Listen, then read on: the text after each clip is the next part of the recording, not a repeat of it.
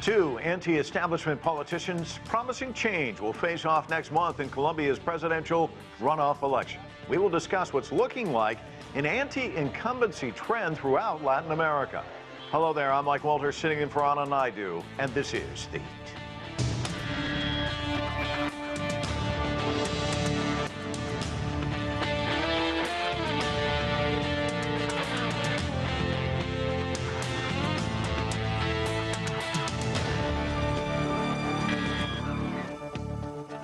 In Latin America, it is out with the old and in with the new. An anti-incumbency wave has resulted in opposition victories in 14 recent presidential elections in the region, and the trend is continuing in Colombia. Michelle Begue reports on how Sunday's vote means two outsiders are pitted against one another in a June 19th runoff. Left-wing candidate and former mayor of Bogotá, Gustavo Petro, is heading to a second round in Colombia's presidential elections. He will face off against the surprise second-place winner, also a former mayor and real estate tycoon, Rodolfo Hernández. Petro, a former member of the since demobilized guerrilla group M19, received 40% of the votes. Hernández, a right-wing populist who some analysts describe as the Colombian Trump, came in second with about 28%. 21 million people cast ballots on Sunday, and the clear message was that Colombians are tired of the status quo and traditional politics. Para Colombia, totalmente necesitamos la educación. For Colombia, we need free education, the youth better opportunities, work, roads, health and security, many changes. I think we need a different type of education, where we form critical thinkers and where we form people who feel love for our country. After polls closed and the winners were announced, the candidates spoke to their constituents. 62-year-old Gustavo Petro gave a news conference from Bogotá, where he promised social justice and economic stability and what he called real change. Today, from now on, from these minutes, we will define what kind of change we want, whether to commit suicide or move forward. I think and I believe that we must move forward. 77-year-old Rodolfo Hernández, in keeping with his social media-heavy campaigning, read out his response from his home in a video posted on social media. Today, we know that there is a strong will among citizens to put an end to the systemic corruption of our government. Today, the corrupt and old politics are the losers. The second round of elections will take place on June 19th. It appears that no matter who wins, the country, long governed by conservatives and moderates, will have a shift in its political ideology. Michelle Begue, CGTN, Bogotá, Colombia. To discuss what's next for Colombia and Latin America, let's bring in our panelist from Bogotá. Sergio Guzman is the director of Colombia Risk Analysis in Westford, Massachusetts. Angelica Duran Martinez is an associate professor and director of global studies at the University of Massachusetts Lowell. Peter Hakim is president emeritus at the Inter-American Dialogue. He's joining us from right here in Washington, D.C. and from San Francisco. Gloria La Riva is coordinator of the Cuba and Venezuela Solidarity Committee. I want to welcome all of you to the broadcast. Sergio, let's start with you right there in Bogotá. The runoff, as Michelle pointed out, is going to be a face-off between a leftist and a right-wing populist. That's how the New York Times is framing it as well. Is that how folks see it there? What are you hearing on the streets? Well, what Rodolfo Hernández has suggested is not necessarily as much right-wing populism. He's against fracking, he's pro-abortion, he's a lot of things, but what he really is an anti-establishment politician. Out with the old, in with the old, I suppose, is what he's trying to say. But what he really wants to do is to get rid of the establishment politicians. Gustavo Petro, on the other hand, he's been a staple name in Colombian politics for almost 30 years since he demobilized from the M19. He's been a senator, he's been a representative, and he's been mayor of Bogotá. And so it's not like people don't know who Gustavo Petro is. It's the fears that Gustavo Petro instills that have had the people now say any option but Gustavo Petro may be the better option. Sergio, we interviewed you last May, I believe it was. That's when people were spilling out into the streets there in Colombia, protesting a proposed tax hike and a host of other issues that they were concerned about. And during that interview, you said the problems in the country were exacerbated by the pandemic. It made everything worse. You said youth unemployment worse, income inequality worse, rural hunger worse. We saw so much anger take to the streets. How much of that anger are we seeing at the ballot box, and how is it going to factor into this June 19th election, do you believe? Oh, absolutely. I think Colombians by and large are very pessimistic about the direction of the country, about where we're headed, about where we are right now. And that's really what's propelled both Rodolfo Hernandez and Gustavo Petro. If you look them together combined, it's almost 70% of the electorate. Nearly 20% of the electorate wants things to stay the same, but 70% want radical change, very different versions of change, which is what both Rodolfo Hernandez and Gustavo Petro are bringing to the fold. The thing is, if that anger would have been manifested at the ballot box, we would have seen a very high turnout rate. Instead, what we saw was a 55% turnout rate. Cities like Bogota, 64, but in places like in the northern coast of Colombia, under 50%. So even though Colombians are mad, they're not necessarily expressing that in the polls directly. So Angelica, to just kind of piggyback off what he just said, is that basically 45% of the people saying my vote just doesn't matter? Yes, but I agree with Sergio, but I think it's important to keep in mind that that's still one of the highest turnout that we have seen since 1974 in Colombia, in a country that has hovered around, 50, 60% abstention rate. So it is a very large abstention rate, but I do think that it will be complicated to just attribute it to this election. Actually, in some ways, this election has had a higher turnout than other elections have had. And I think that's precisely because there is this sense of anger and of a need of change from the population. So depending on what are we comparing to, yes, 55% abstention rate is high, but it's lower than we have seen in the country. And that's an important clarification to make, I think. Angelica, let me ask you about what he was also pointing out, which is, you want people, there's a large number of people who want radical change, either to the right or the left. But you also have a number of people who kind of maybe want the status quo, centrist voters who kind of in the middle, they don't see themselves either left or right. Do we have any sense of what direction they might tilt when it comes to June 19th? So, I think it's difficult to make a clear forecast of what the June 19 election is going to be like. I think it's going to be harder for Gustavo Petro in this particular scenario because it is less likely, it's very likely that the votes of the person who was likely to be the runner-up, who was Federico Gutierrez, those votes are from the right, and those are very unlikely to go to Gustavo Petro. These are much more likely to go to Hernandez, and that will be very complicated for Petro in the second round of elections. There is, of course, there are votes, and still, we have a high abstention rate, so if more people go to the polls, it's possible that you may find those votes for Petro to win the election, but it's a complicated second round, and it's going to depend a lot on the alliances that are made and where some of those center politicians go. But I will say that there were two major defeats in this campaign, and those were for the right-wing candidates that were more clearly associated with the traditional Uribe, former President Álvaro Uribe, and the center. And the center was very unsuccessful in running a campaign that was compelling for the population. And I think those were the two biggest defeats in this campaign. So it will be difficult. I think there is a lot that is going to depend on where particular politicians, who they support, who they decide to go behind. As I said, it's harder for Petro because those politicians or those votes that Federico Gutierrez had are more likely to go to Hernandez than to Petro. But I will say also the Colombian electorate has changed quite a bit. So it is polarized, but it's polarized along many different issues. So depending on what proposals and when things happen in these weeks leading up to the second round, that may sway voters in different ways. And if this Rodolfo Hernandez was a surprise, I think. And Gloria, do you see it that way as well? I believe that to label Hernandez as an outsider against the establishment is completely false. He was supported before by Alvaro Uribe, the narco trafficker, and the politics are not very different. He's a millionaire, supporting millionaire politics and the capitalists. And Gustavo Petro represents something very distinct. The fact that he got 40% is quite telling.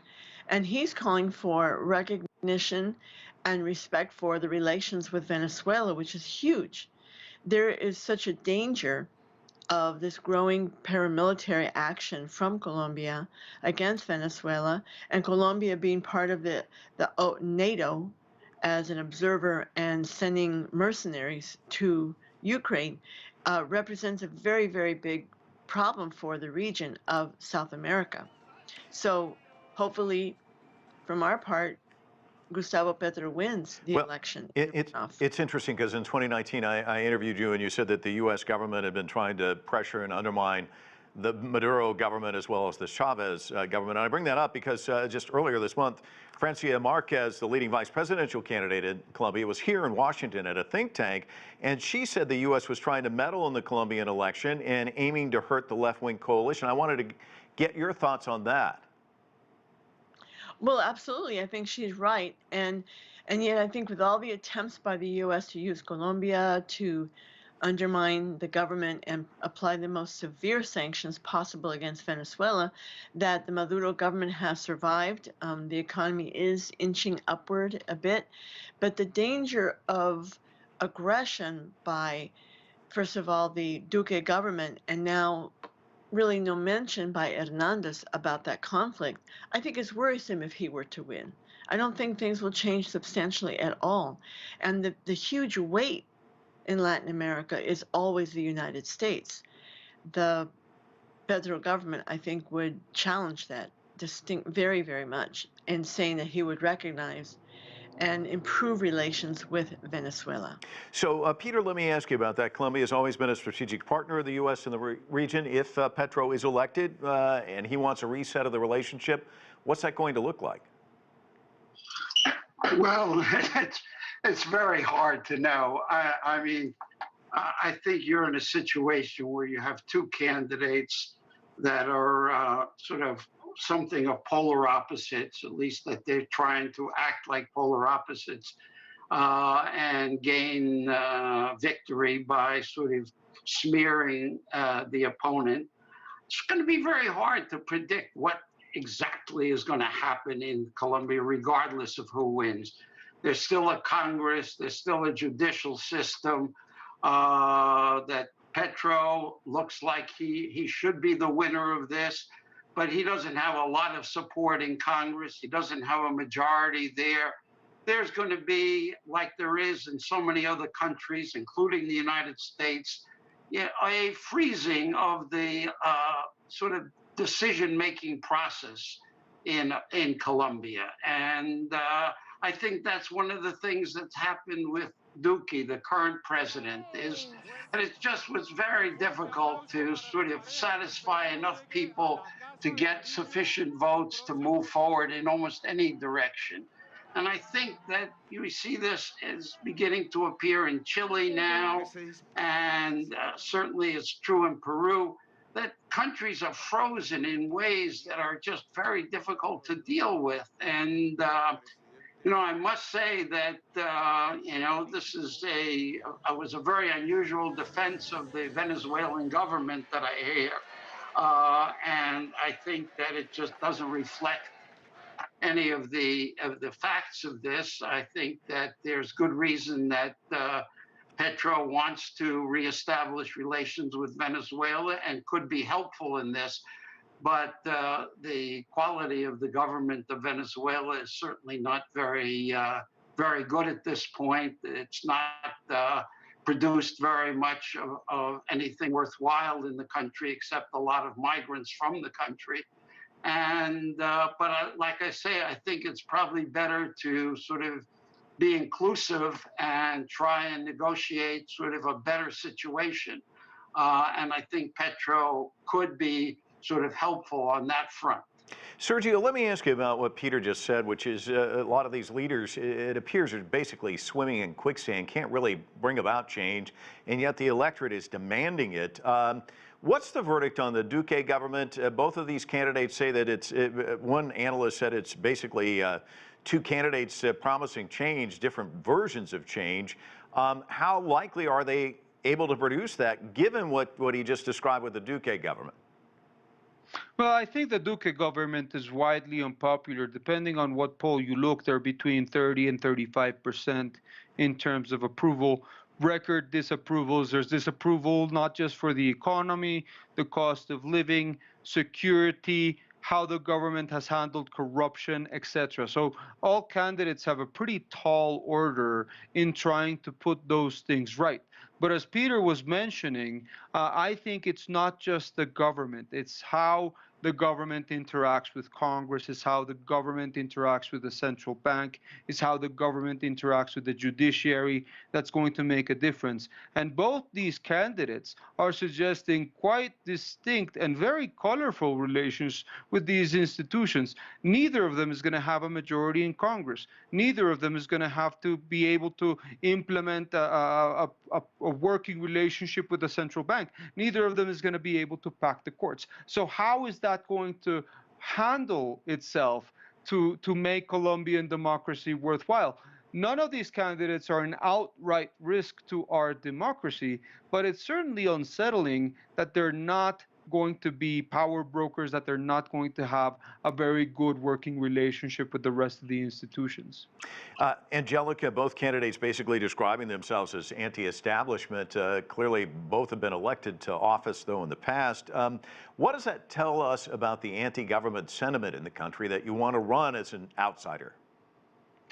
So I don't think that's new in Colombia. And I will say since the 1990s, most politicians at some point have appealed to anti-political sentiments. And since the 1991 constitution, the traditional political parties in Colombia have lost ground. What has happened is that generally that anti-political label is a posturing. You know, it's more like all these candidates may have had be part of or have relationships with traditional politicians. And I'm not talking just about the two in this particular election, but in general.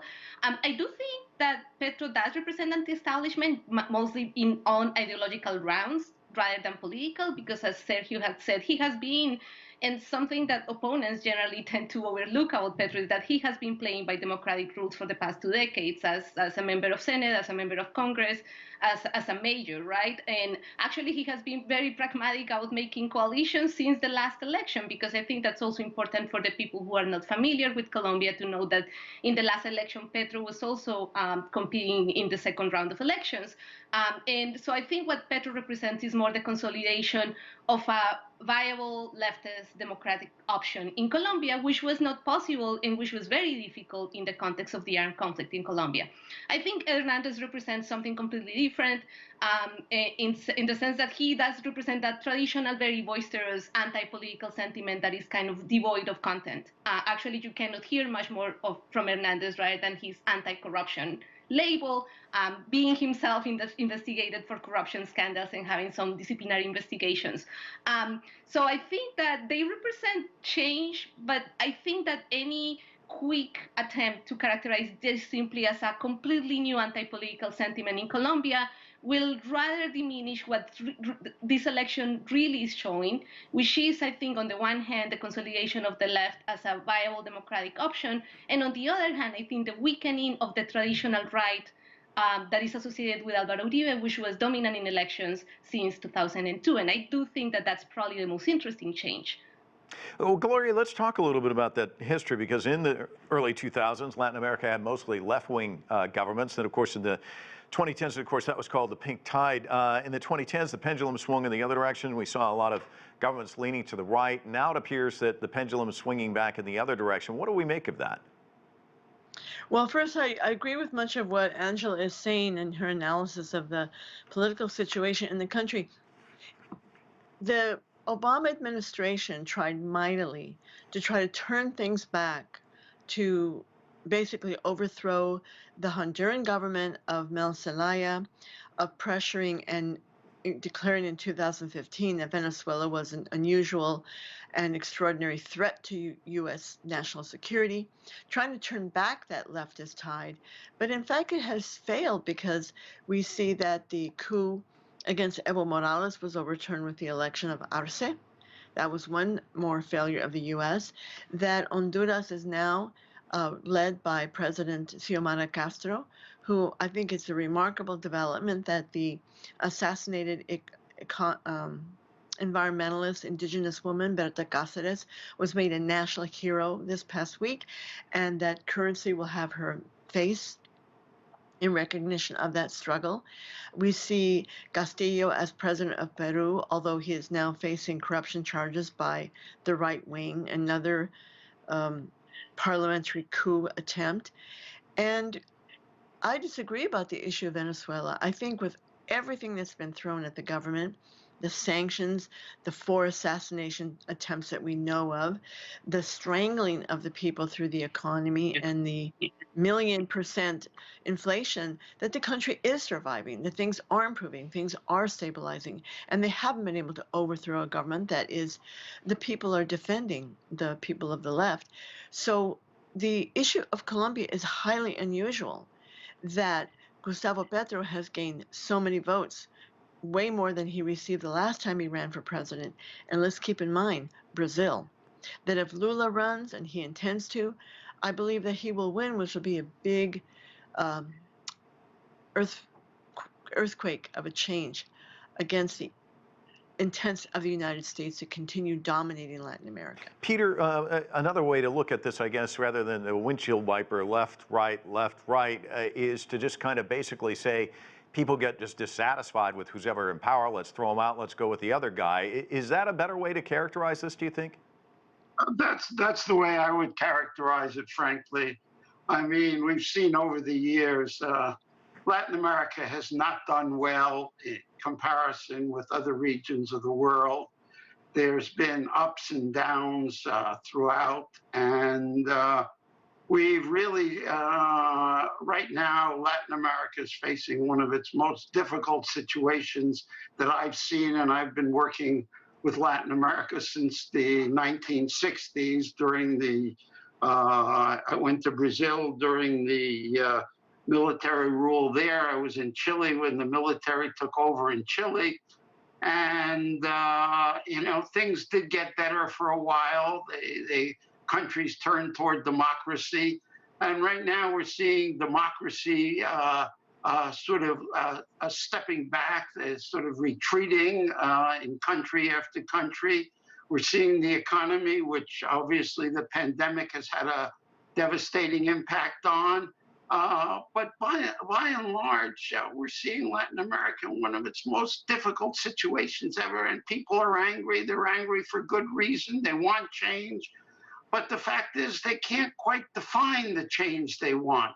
You know, so they go back and forth, left, right, whether it's, and they just are sort of, there is a lack of governing skill in Latin America. Some countries have done, I mean, Lula was a superb president, but his designated subsequent president didn't do so well. And the problems are on both the left and the right. Clearly, a country like Venezuela was devastated completely. But you have a lot of countries on the conservative side that have also sort of been stagnating. And at this particular point, Latin America is going through a very difficult phase. There's little cooperation within the region right now. We see COVID nationalism, including the United States. And let me just add one other thing. I mean, the United States is in a very difficult situation also as far as its own democracy and human rights situation at the moment. So this is a tendency incumbency really throughout the world right now. Right. Well, Sergio, let me ask you about that, because when I was asking that question, I saw your head bobbing up and down. You were shaking your head, nodding. So is this basically as simple as elect, regret, back and forth? No, I think anti-incumbency and dissatisfaction with the government that's in power is key. We saw, for instance, Ecuador go from left to right. We saw Argentina, the government of the left, lose the majority in Congress, and now they have to deal with an opposition Senate. We saw Mexico, Andrés Manuel López Obrador, who had an extreme majority, now no longer has a majority in the Senate. And so what we do see is a rebuke of the governments in office, much more so than an endorsement of left-wing politics, as our other panelists would have it. I do think that what we are seeing is people are fed up and people want the government to respond. The issue in Colombia, I would also posit, is the fiscal situation is dire. Colombia is a country that exports oil and imports gasoline. And Colombia currently has a $4 billion deficit in terms of the gasoline we import versus the oil we pay out. If we continue our oil subsidies, Colombia will have, by the end of the year, a $10 billion deficit. That's unsustainable for whomever comes in office. And so a president like Gustavo Petro, who proposes that he's not going to continue exploring for new oil and who's not going to continue exporting coal and not going to take advantage of those windfalls, is going to send our deficit soaring, is going to make our currency crumble, and is overall going to be a very difficult situation for most Colombians. So even though he's leftist and our other panelists may like that, for us economically, it's going to be a very difficult situation. Well, Gloria, let me ask you about that, because Petro has said he wants to move away from oil exploration. He wants to spend more money on social programs to reduce inequality. But as you just heard from our last panelist, a lot of people are saying this is economic suicide. What do you make of these proposals? And we've got about 45 seconds. Yes, first of all, I don't believe in the pendulum theory with regards to some of the countries. The Bolivian president was overthrown against the will of the people, and that happened as well in Honduras. So people have taken back that power.